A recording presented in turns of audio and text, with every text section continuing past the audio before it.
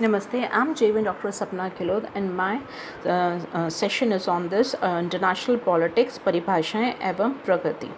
अंतर्राष्ट्रीय राजनीति एक विकास आप कह सकते हैं it is a developmental subject है और इसलिए इसका अर्थ को लेकर विद्वानों में गहरा मतभेद है। अंतर्राष्ट्रीय राजनीति का अर्थ समझने के लिए राजनीति शब्द की विवेचना करना आवश्यक प्रतीत होता है। पॉलिटिक्स शब्द एक जैसे रॉबर्ट के शब्दों में है कि मानव समुदायों के ऊपर शासन करने की कला को ही राजनीति कहते हैं। शासन में उसका अभिप्राय है कि आदेश देने और नियंत्रण कायम करने से संबंधित प्रक्रियाएं हैं।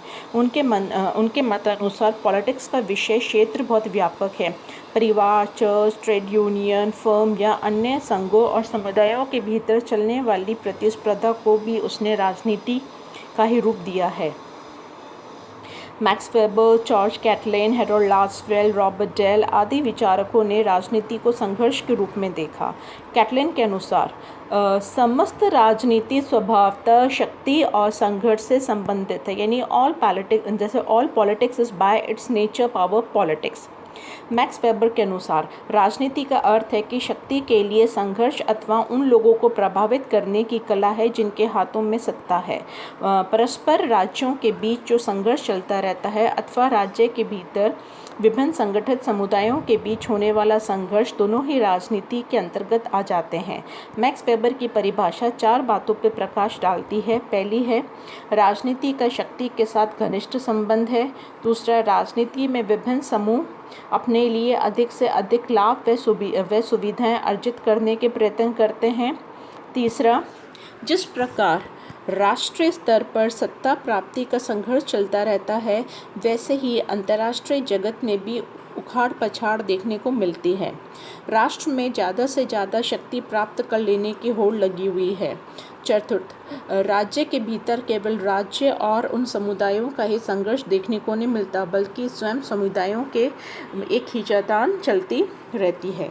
कुछ लेखक जैसे कि प्रोफेसर रेफेल ने राजनीति को सीमित साधनों को बंटवारा लेने की प्रक्रिया यानी एलोकेशन ऑफ रिसोर्सेज के रूप में देखा है, तो डेविड ईस्टन ने इसे ऑथोरिटेटिव एलोकेशन ऑफ वैल्यूज़ यानी प्राधिकृत विनिधान बोला है।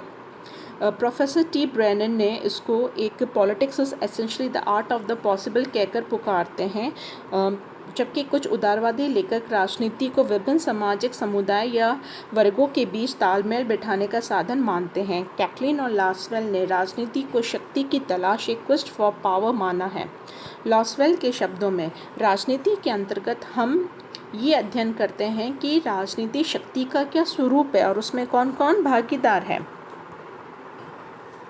राजनीति की उत्पत्ति इस तथ्य से होती है कि प्रत्येक मनुष्य की कुछ आवश्यकता हैं और जिन्हें पूरा करना उसके लिए बहुत आवश्यक है, और इस संपर्क के इसके परिणाम स्वरूप आप समुदायों की रचना होती है और विभिन्न समुदाय ग्रुप्स की आवश्यकताएं और इच्छाएं एक से नहीं होती। प्राय एक समुदाय की आवश्यकता का हमें दूसरे समुदाय की आवश्यकता से टकराव दिखाई पड़ता है। अतएव राजनीति का प्रथम स्रोत यह है कि समूह का अस्तित्व और दूसरा उन समूह की आपसी प्रतिस्पर्धा। ये एक प्रक्रिया है जो समूह से या उनके बीच आती है।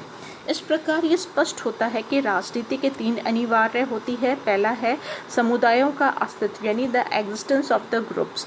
तीसरा, समुदायों के बीच मतभेद यानी disagreement between the groups. And third है कुछ समुदायों अथवा अन्य समुदायों के कार्यों को नियंत्रण करने का प्रयत्न यानी efforts of some to influence और control of the action of others. इन तीनों की दूसरी अनिवार्यता का जो विशेष महत्व है, यदि मतभेद या विभेद नहीं है तो फिर राजनीति नहीं हो सकती। बर्टन जनवेल ने विवाद को ही राजनीति की जड़ माना है। विवाद ही राजनीति का आधार है। विवाद के कारण झगड़े पैदा होते हैं और झगड़ा के कारण विवाद बना रहता है। वस्तुतः मतभेद या विवाद के कारण ही राजनीतिक चलती है। तो जब कोई समुदाय किसी दूसरे समुदाय के कार्यों के नियंत्रण अथवा प्रभावित करने का प्रयास करता है तो उसका लक्ष्य वास्तव में उस समुदायों के साथ अपने संबंधों को इस प्रकार निर्मित करना होता है जिससे वह उसका पक्षधर हो जाए। दूसरों के कार्यों को नियंत्रण करने की क्षमता को शक्ति कहा जाता है और शक्ति राजनीति का अनिवार्य तत्व है। शक्ति की अनुपस्थिति से राजनीति की कल्पना नहीं की जा सकती। शक्ति प्राप्ति के लिए किया गया संघर्ष ही राजनीति का मूल है।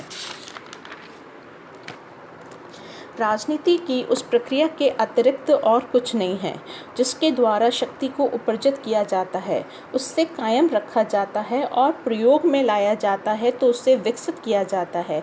मूल रूप से राजनीति विभिन्न समूह के हितों की पारस्परिक विरोधों से जन्म लेती है, परंतु व्यवहारिक रूप से राजनीतिक शक्ति लोलुपता के कारण पनपती है। इसलिए कभी कभी राजनीति को शक्ति का संघर्ष यानी स्ट्रगल फॉर पावर भी कहा जाता है।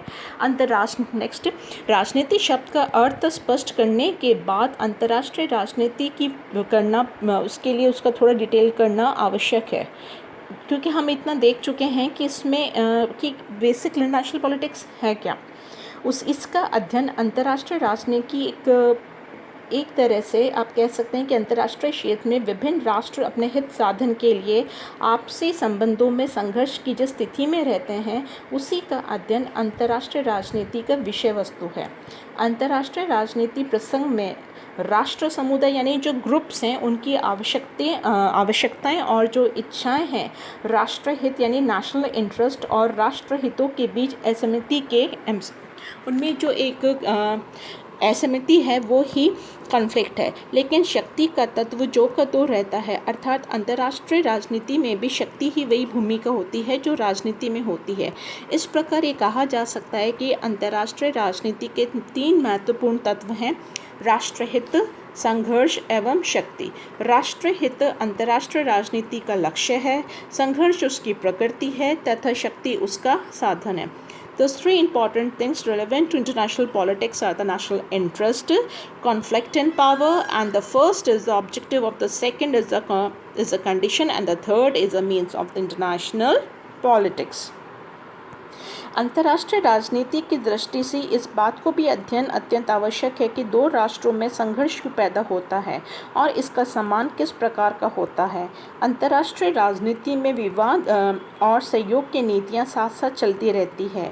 अपनी शक्तियां बढ़ाना और किसी भी विवाद या संघर्ष में अपनी स्थिति सुदृढ़ करने के लिए राज्यों के लिए आवश्यक हो जाता है कि वे अपनी अनुकूल राज्यों में मित्रता बनाएं, विभिन्न प्रकार की संधियां व समझौते करें। विवाद और युद्ध की स्थिति उत्पन्न होने के बाद दूसरे देश में संधियां समझौता करके अपनी शक्ति बढ़ाना और भी अधिक आवश्यकता हो जाता है। इस प्रकार अंतर्राष्ट्रीय क्षेत्र में एक और राज्यों में विवाद उत्पन्न होते हैं, दूसरी ओर शक्ति द्वारा इनको सुलझाने का प्रयास होता है। ये दोहरी प्रक्रिया अंतर्राष्ट्रीय राजनीति को एक विलक्षण गतिशील प्रदान करती है।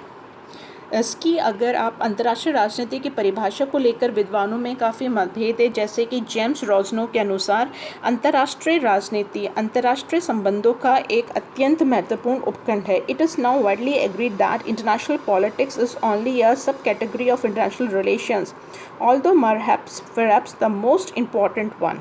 Similarly, आप चार्ल्स श्लाइटर कहते हैं कि राज्यों के सभी अंतर्राष्ट्रीय संबंधों में शामिल किए जा सकते हैं, यद्यपि वे ये मानते हैं कि सभी अंतर्राष्ट्रीय संबंध राजनीतिक नहीं होते। तो इस प्रकार अगर अनेक विद्वान विभिन्न राष्ट्रों की विदेश नीति के अध्ययन को ही अंतर्राष्ट्रीय राजनीति का अध्ययन समझते हैं, तो उनका कहना है कि अंतर्राष्ट्रीय राजनीति विभिन्न राज्यों की विदेश नीतियों के अध्ययन के बिना नहीं समझी जा सकती। अतः विभिन्न देशों की विदेश नीतियों की अंतर्राष्ट्रीय राजनीति का प्रमुख विषय है। इसलिए अंतर्राष्ट्रीय राजनीति की विदेश नीतियों का पारस्परिक संबंध भी माना गया है। In short, संक्षेप में हम कह सकते हैं कि अंतर्राष्ट्रीय राजनीति के प्रत्येक विद्वान लेखक ने अपने दृष्टिकोण से परिभाषा करने का प्रयत्न किया है। इनमें कई परिभाषाएं एक पक्षीय प्रतीत होती हैं। इन परिभाषाओं में विचारधारा, राष्ट्रीय अंतर्राष्ट्रीय संगठन की क्रियाकलाप को उल्लेख तक नहीं पाया जाता है, पर राष्ट्रों के मध्य संबंध तथा प्रक्रिया ही अंतर्राष्ट्रीय राजनीति का केंद्र बिंदु है। इसमें राष्ट्रों के बीच शक्ति के संघर्ष की प्रक्रिया का अध्ययन किया जाता है। इसके लिए इसे इन उद्देश्यों को पहचाना है कि जो राष्ट्र की क्रियाओं तथा प्रक्रियाओं करने के लिए तथा इन उद्देश्यों को प्राप्त करने के लिए राष्ट्रों के संघर्ष के स्वरूप का विश्लेषण करने के लिए प्रेरित करते हैं। यथार्थ में अंतर्राष्ट्रीय राजनीति उस प्रक्रिया का नाम है जिसने सभी राष्ट्रों तथा नीतियों और कार्यों के लिए अपने उन राष्ट्रीय हितों की सिद्धि के लिए बराबर कोशिश करते रहते हैं जो दूसरे राष्ट्रों के राष्ट्रीय हितों से टकराते हैं।